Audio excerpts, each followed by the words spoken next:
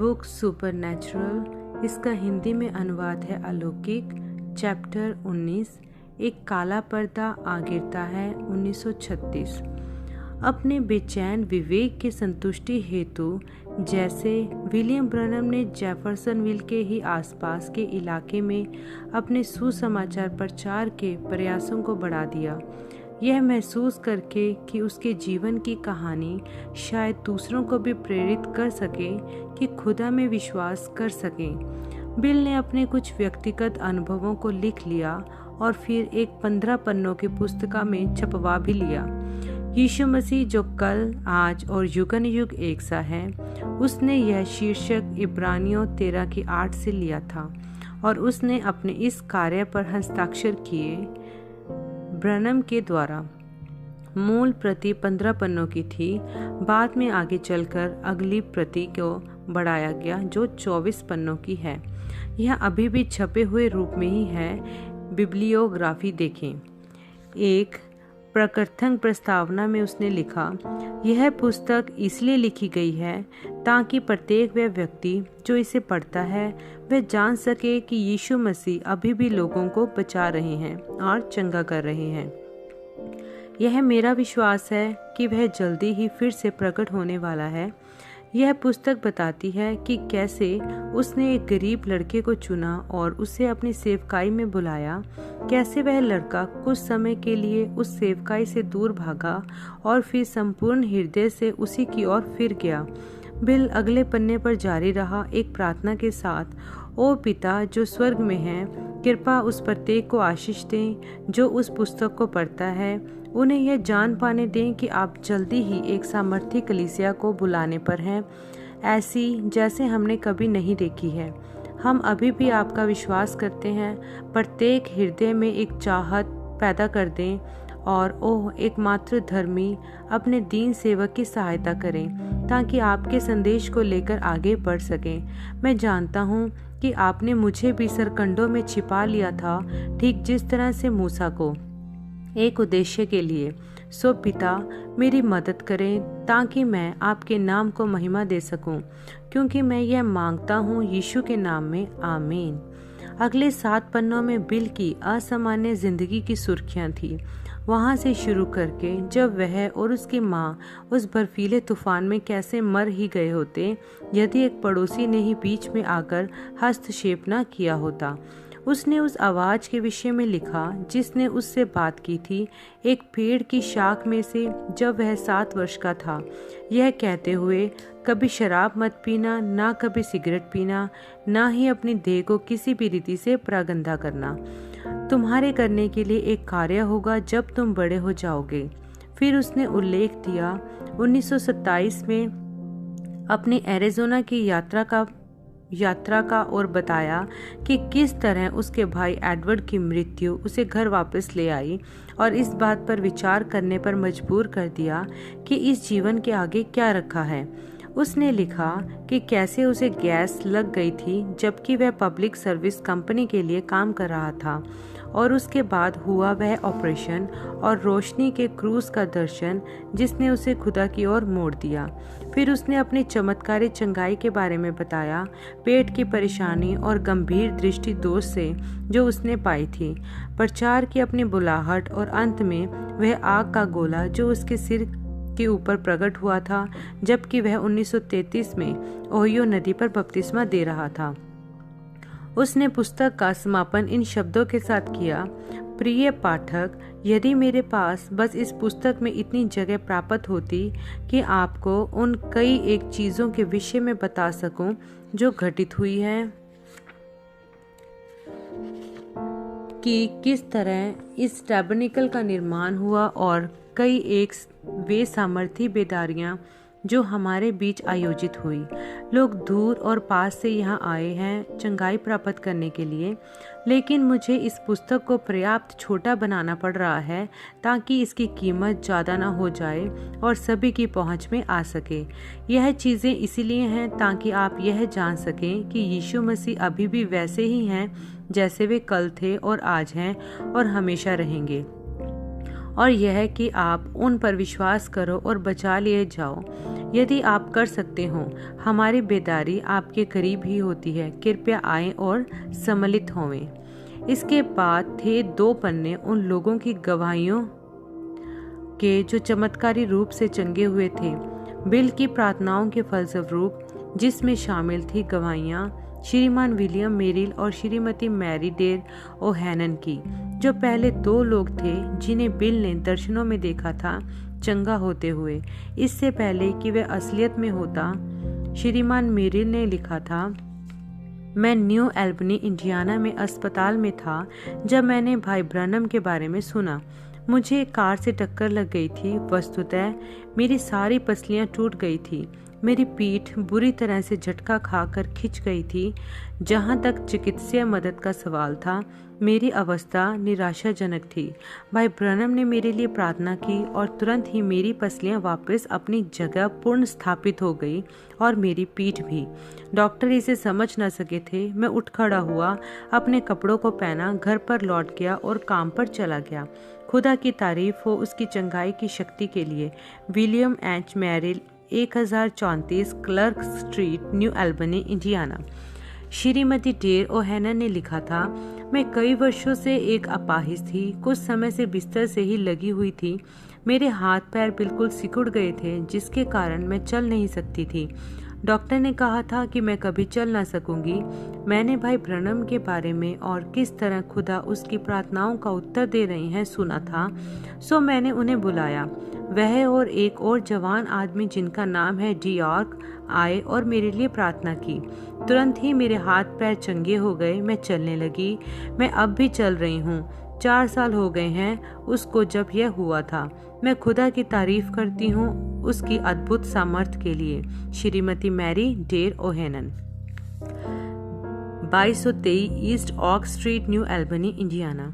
पुस्तक समाप्त होती थी आज चंगा करने वाले यीशु मसीह के सामर्थ्य पर 2 पन्ने के सरमन के साथ। बिल ने लिखा था, बाइबल पढ़ने वाले कई एक कहते हैं, यदि मैं बाइबल के समय में रहा होता, मैं यीशु के पास चला जाता और वह मेरी मदद कर देते।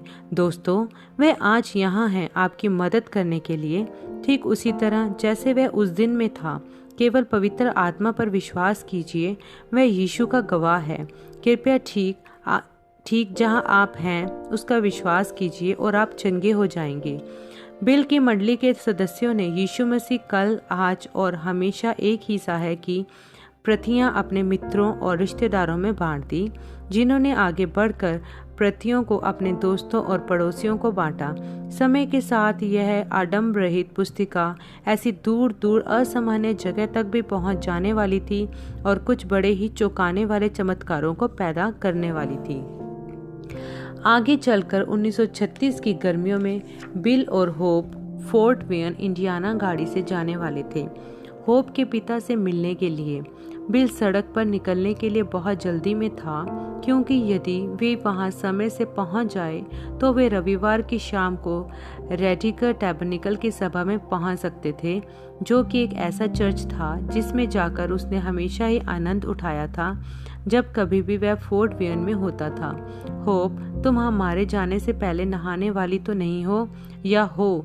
बिल ने घबराहट के साथ अपनी घड़ी पर निगाह डालते हुए बोला। हाँ, पर मुझे ज़्यादा देर नहीं लगेगी बिल। यदि हम आज रात को चर्च जाएंगे तो मुझे नए स्टॉकिंग्स चाहिए होंगे, जबकि मैं तैयार हो रही हूँ। क्या तुम जेसी पैनी तक चले जाओगे और मेरे लिए एक जोड़ी ला दोगे? ठीक है, यदि इससे चीज़ें तेज़ी से निपट जाएं तो। हाँ, निपट जाएंगी। यह रहे 60 सेंट। अब एक बात पक्की कर लेना कि तुम शिफॉन वाली स्कर्टिंग ही लाओ, रेयॉन वाली नहीं।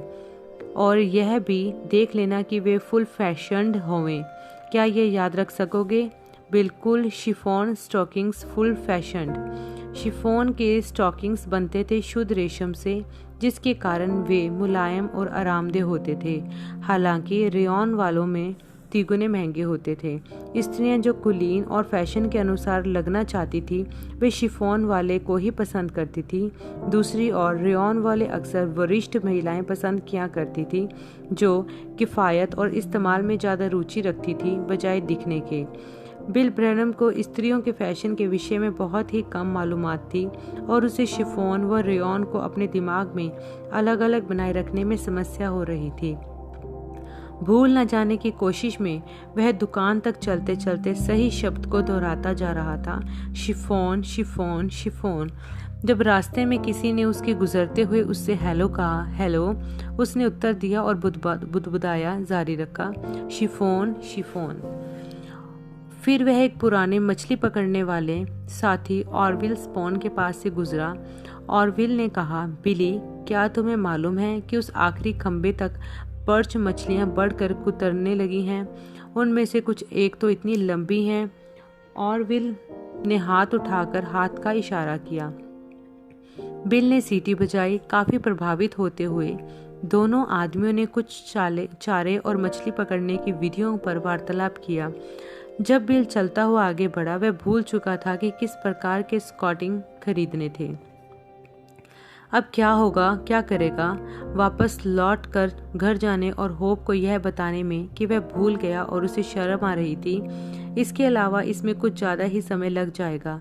अचानक ही उसे याद आई थेल्मा फोर्ड, उसकी एक दोस्त जो पास ही के एक वैरायटी स्टोर पर काम करती थी। संभवतः वह उसे बता पाएगी कि उसे क्या जानने की ज़रूरत थी। जैसे ही वह द्वार से भीतर घुसा, बिल खेल कूद के समान और हिस्से में जरा सा ठहरा अपने पसंदीदा 0.22 कैलिबर की राइफल को खाने में रखा देखकर तारीफ से निहारते हुए। वह एक सुंदर बंदूक थी, गिलहरियों के शिकार के लिए एकदम सटीक। बिल उसे 1 साल से थोड़ा अधिक समय से ही खरीदना चाहता था, लेकिन उसकी कीमत थी $17 और वह पाई जोड़कर भी $3 पेशगी स्वरूप इकट्ठी नहीं कर सकता था। खैर, किसी दिन हो सकता है। थेल्मा फोर्ड आई। हाय बिली, क्या मैं तुम्हारी कुछ मदद कर सकती हूँ? हाय थेल्मा, होप चाहती है कि मैं उसे एक जोड़ी मोजे खरीद लाऊं। थेल्मा ने अपनी नाक पिचकाई। क्यों बिली, होप ने मोजे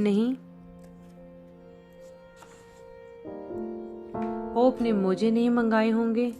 हाँ, मंगवाए हैं। वह उन फुल फैशन वालों को चाहती है। ओह, तुम्हारा मतलब है स्टॉकिंग्स?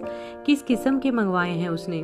बेवकूफ़ महसूस करता हुआ और अपने अनपढ़पन को और अधिक जाहिर न हो देने के लिए बिल ने सोचा कि तुक्का मारकर काम चला लेगा। तुम्हारे पास कौन सी किस्म के हैं? हमारे पास तो सभी है, रेयॉन से लेकर। वही चाहिए उसको। रेयॉन कितने की है? वह तो 20 सेंट की जोड़ी है। तब तो मैं 2 जोड़ी खरीद कर लेता हूँ। अब जाकर बिली को आत्मसंतुष्टि का एहसास होने लगा। जब वह घर पहुंचा तो होप को चिढ़ाने लगा। तुम स्त्रियां हमेशा अपनी तारीफ करती रहती हो कि तुम कितनी बढ़िया खरीदारी करती हो। तुम नदी पार करके लुईविल जाती हो और दिन भर मोल भावों को ढूंढती रहती हो, जबकि मैं ठीक यहीं जेफरसनविल के बाजार में गया और मोजों की 2 जोड़ियां ले आया हूँ, उतने ही पैसों में जितने तुमने 1 जोड़ी खरीदने के लिए दिए थे। और फिर भी मेरे पास कुछ पैसा बच गया है। क्या तुम शिफॉन वाला लाए हो? हाँ, मैं ले आया हूँ। शिफॉन, रेयॉन, उसे तो वह सब एक ही सुनाई पड़ता था। होप ने थैले को उठाया और अंदर देखा। वह मुस्कुराई। हाँ बिल, तुम वाकई में बढ़िया असली मोल भाव को ढूंढ निकालते हो। जब वह उस दोपहर फोर्ट वेयन पहुंचे, बिल को गुस्सा आ रहा था जब होप ने कहा था कि उसे चर्च पहुंचने से पहले एक वैरायटी स्टोर पर रुकना है। बिल रुका और होप बड़ी तेजी से अंदर गई। कुछ ही मिनटों में वह वापस लौट आई, हाथ में कागज की एक थैली लिए हुए। उसने नहीं बोला कि वह उसमें क्या लाई है, और चूंकि बिल का दिमाग केंद्रित था कि जल्दी से जल्दी रेडिकर टैबरनेकल पहुंचा जाए, उसने पूछा भी नहीं। बिल को इसका जरा सा भी एहसास नहीं था कि उस दिन सुबह की उसकी मासूमियत भरी गलती उसके बार बार आने वाली याद बन जाएगी। बिल की जिंदगी में सूरज की एक नई किरण चमक उठी थी जब 27 अक्टूबर 1936 को उसकी बेटी पैदा हुई थी। उन्होंने उसका नाम रखा था शेरॉन रोज। शारोन का गुलाब का उल्टा यीशु मसीह का ही एक कवितामय शीर्षक। शेरॉन रोज एक बड़ी सुंदर सी बच्ची थी और बिल उससे साफ सर्दी के दिन में गर्म धूप से भी ज्यादा प्यार करता था। वह नहीं जानता था कि शेरॉन का जन्म आगे आने वाले कई वर्षों तक के लिए उसे छूने वाली खुशी की अंतिम किरण होगी। नवंबर में अंधकार के बादल छाना शुरू हो गए। पहले बिल की साली की मृत्यु हो गई, फिर उसके भाइयों में से एक की मृत्यु हो गई, चार्ल्स एडवर्ड ब्रैनम जूनियर। एक रविवार की रात को चार्ली ने एक नशे में धुत चालक की कार को पकड़कर अपने पहिए वाले पटरे पर लिफ्ट ले ली। कार किनारे लगी बिजली के खंभे से रगड़ गई, जिसके कारण चार्ली दोनों के बीच घिस गया और उसकी गर्दन टूट गई। बिल उस समय अपने चर्च में प्रचार कर रहा था। उसका एक और भाई उसके पास यह खबर लेकर आया। बिल ने तुरंत ही सभा को समाप्त किया, लेकिन जब तक वह अस्पताल पहुंचा उसका भाई चार्ली मर चुका था। छोटे चार्ली की मृत्यु ने बिल के पिता को बहुत बुरी तरह प्रभावित किया। अभी भी अस्वस्थ और बहुत गरीबी की हालत में होना, चार्ल्स ब्रैनम सीनियर अपने बीती जिंदगी और भविष्य पर पूर्ण विचार करने लगा। एक सुबह बिल ने उसे हल में वी सिरे पर बैठकर रोते हुए देखा। बिल ने पूछा, क्या हुआ है डैड? तुम नहीं समझोगे बिल, पर किसी दिन तुम समझ जाओगे। मैं फिर से अपने पुराने घर वाली जगह को देखना चाहता हूँ। मैं 52 साल का सा हो गया हूँ और मैं 25 सालों से वहाँ पर वापस नहीं गया हूँ। यदि आप वहाँ पर जाना चाहते हैं डैड, मैं आपको वहाँ जाने के लिए पैसे दे दूंगा। चार्ल्स व एला ब्रैनम बच्चे डॉनी व फे डिलोरेस फे के साथ एक आखिरी बार चार्ल्स बर्क्सविल केंटकी के पास उसी जगह पर गया जहां वह पैदा हुआ था। जब वह लौटकर जेफरसनविल आया, वह एक सैलून में बैठकर सोच रहे थे कि कैसे उन्होंने शराब के द्वारा अपने पूरे जीवन को बर्बाद कर डाला था। एक आदमी ने उन्हें शराब खरीद कर देने का प्रस्ताव रखा। अपराध बोध महसूस करने के बावजूद अपने आप को रोक पाने में असमर्थ उन्होंने स्वीकार कर लिया। जब हल्के भूरे रंग का द्रव्य उनके गिलास से भर गया, चार्ल्स ने बोला, देखो लोगों, मेरा एक लड़का है जो आज रात को वहाँ पुलपिट पे खड़ा है। वह लड़का सही है और मैं गलत हूँ। इस शराब पीने को मेरे लड़के पर तोहमत मत बनने देना। जब वह उस एक घूंट वाले गिलास को होठों तक लाए, उनके हाथ इतने जोर से कांपे कि ज्यादातर विस्की उनकी ठोडी पर ही गिर गई। आदमी लोग उन्हें चिढ़ाने लगे। चार्ल्स टूट गए और रोने लगे, अपनी टोपी उठाई और बाहर निकल गए।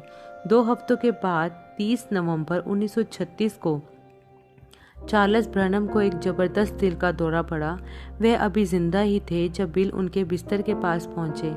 बिल ने अपने पिता के सिर को अपने हाथों की गोद में लिया। वे काले घुंघराले बाल कनपटियों से सलेटी हो चले थे।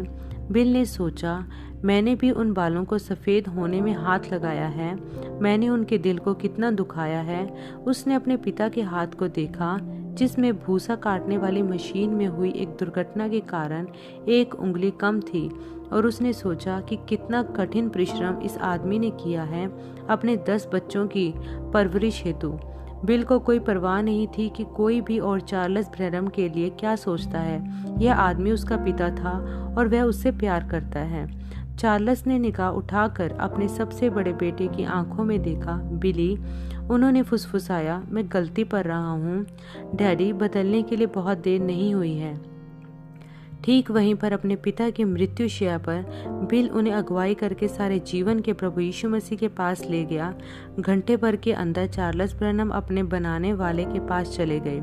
उस पल बिल ने अपने सामने श्वेत वस्त्रों में एक स्वर्गदूत को देखा। अपने दुख में होते हुए भी बिल को कम से कम यह मालूम पड़ गया कि उसके पिता का प्राण मसीह में सुरक्षित है। अगली दुर्भाग्यपूर्ण बात शुरू हुई क्रिसमस से 1 हफ्ता पहले, जब बिल के दोनों बच्चों को सर्दी हो गई। जल्दी ही होप भी उन दोनों के साथ खांसने लगी। बाहर का तापमान 0 से भी नीचे गिर गया था।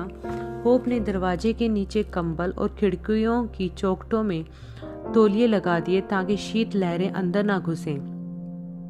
इससे थोड़ी मदद मिली, पर चूंकि घर में ताप रोधन इतना कम था कि रसोई घर का चूल्हा भी 2 कमरों को गर्म नहीं रख पा रहा था।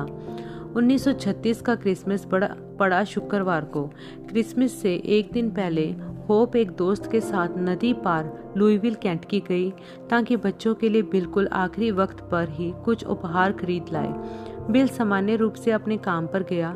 उस दोपहर उसने शेरोन रोज के लिए एक बचत खाता खोला। उसमें 80 सेंट डालकर उसकी 2 महीने की बेटी के लिए क्रिसमस के उपहार स्वरूप क्रिसमस का अगला उपहार उसने अपने लड़कपन के दोस्त सैम अडायर की दफ्तर की मेज पर रख कर छोड़ा, जो हाल ही में मेडिकल स्कूल से लौटा, ताकि अपनी व्यक्तिगत अभ्यास जेफरसनविल में शुरू करे। उस दोपहर को बाद में उसे एक अविलंब सूचना प्राप्त हुई। लुईविल में खरीदारी करते समय होप सड़क पर ही बेहोश होकर गिर पड़ी थी। अब वह घर में बिस्तर पर थी। उसके द्वारा देखरेख किए जाने की अति आवश्यकता में बिल भागता हुआ पहुंचा और होप के कंबल में कस कर लिपटे हुए अनियंत्रित ढंग से कांपते हुए को देखा। उसने उसके माथे को छुआ।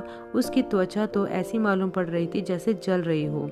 बिल ने सैम अडायर को बुलाया, जो तुरंत ही आ गया। डॉक्टर सैम अडायर ने तुरंत एक थर्मामीटर होप की जुबान के नीचे लगाया, अपना स्टेथोस्कोप उसके सीने से लगाया और सुनकर उसकी त्योरियां चढ़ गई। फिर उसने पारे को देखा। ओ मेरे, इसे तो 105 बुखार है। बिल, यह मामला गंभीर है, इसे निमोनिया है। तुम्हें इसको रात भर संतरे का रस पिलाना होगा। इसको किसी भी तरह 2 गैलन पिलवा डालो रात भर में, ताकि यह बुखार टूट सके। बिल होप के बिस्तर के पास रात भर बैठा रहा। हर मिनट उसे संतरे के रस की एक एक चुस्की पिलवाता रहा। क्रिसमस की सुबह तक उसका बुखार कुछ डिग्री उतर आया था। श्रीमती ब्रम्बैक अपनी बेटी को देखने के लिए वहां आई और उस ठंडे हवादार कमरे को देखकर स्तंभित हो गई। विलियम, यह घर तो होप को गर्माहट में बनाए रखने के लिए पर्याप्त साजो सामान सहित भी नहीं है कि गर्म रखा जा सके। मैं इसे अपने साथ अपने घर ले जा रही हूँ। बिल ने कहा, मैं डॉक्टर अडायर से पहले पूछ लेता हूँ कि हम उसे इधर से उधर ले जा सकते हैं या नहीं। अडायर, मैं उससे कुछ भी नहीं पूछने जा रही हूँ। उस लड़के के पास तो इतनी भी अकल नहीं है कि बारिश से बचने के लिए अंदर आना होता है। मैं डॉक्टर लॉरेंस को बुलवाती हूँ कि वह आकर उसे देखे। वह चली गई। बिल ने डॉक्टर अडायर से बात की, जिसने उसे यह सलाह दी, बिल, उसे इधर से उधर मत ले जाओ। यदि तुम इस जमा देने वाली सर्दी के मौसम में अभी उसे बाहर निकालोगे तो यह उसे मार डालेगा। लेकिन डॉक्टर, उसकी माँ तो किसी भी हालत में यही करने जा रही है। तब फिर मैं इस केस से हट जाऊंगा। बिल, मैं तुमसे एक भाई के समान प्यार करता हूँ, तुम यह बात जानते हो। लेकिन ऐसी परिस्थितियों में मैं होप की जिम्मेदारी नहीं ले सकता। मुझे होप को डॉक्टर लॉरेंस के हवाले करना पड़ेगा। अच्छा डॉक्टर, तुम जानते हो कि मेरी भावनाएं कहाँ हैं, जबकि उसके अपने विचार ऊहापोह में थे। बिल चर्च तक गया, घुटनों पर झुका और प्रार्थना करने लगा, प्रभु, मैं अपनी पत्नी से प्यार करता हूँ, कृपया उस पर दया करें और उसे चंगा कर दें। क्या आप ऐसा कर सकेंगे प्रभु?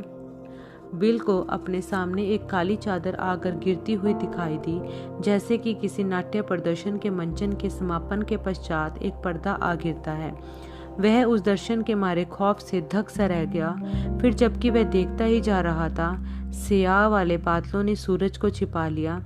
बाहर के बाहरी उस इलाके में मूसलाधार बारिश होने लगी, जिसके कारण ओहियो नदी का स्तर बहुत ऊंचा हो गया। आखिरकार जो बांध जेफरसनविल को सुरक्षित बनाए हुए था वह ढहकर धंस गए, जिसके कारण शहर के निचले भागों में बाढ़ आ गई। उसने देखा कि आकाश से एक आदमी नीचे आया, हाथ में नापने वाली पटरी लिए हुए, और स्प्रिंग स्ट्रीट के ऊपर पानी नापा कि 22 फीट गहरा था। इस दर्शन ने बिल को परेशान कर दिया।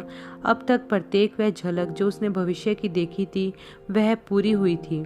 उसने इस दर्शन को शहर भर में बताया, इस आशा में कि लोग ध्यान देंगे, तैयार हो जाएंगे और इसलिए जिंदगियां बच जाएंगी। उनमें से ज्यादातर या तो मुंह बंद कर हंसे, उपेक्षापूर्ण रीति से मजाक बनाया, या फिर ठहाके मारकर हंसे। यहाँ तक कि उसकी अपनी मंडली में ही कुछ लोग संशयपूर्ण थे, जैसे वयोवृद्ध जिम वाइज हार्ट, जिन्होंने कहा, बिली, जो सबसे बुरी बाढ़ हमने झेली थी वह थी 1884 में, और तब भी स्प्रिंग स्ट्रीट पर 8 या 9 फीट पानी ही था। बिल ने दर्शन फिर से बताया, मैंने आकाश से एक पुरुष को नीचे उतर कर आते हुए देखा था, जिसने नापने की पटरी उठाई और ठीक स्प्रिंग स्ट्रीट पर डुबा दी और बोला 22 फीट। जिम वाइज हार्ट मजाक बनाते हुए बोला, ओ बिली, तुम तो बस उत्तेजित हो। मैं उत्तेजित नहीं हूँ, यह यहोवा यूं फरमाता है।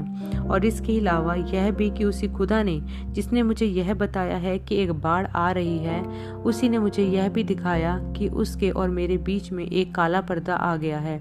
किसी चीज ने हमें अलग कर दिया है। वह मेरी नहीं सुनता जब मैं अपनी पत्नी के लिए प्रार्थना करता हूँ। मैं चिंतित हूँ कि शायद वह इससे बाहर कभी नहीं आ पाएगी।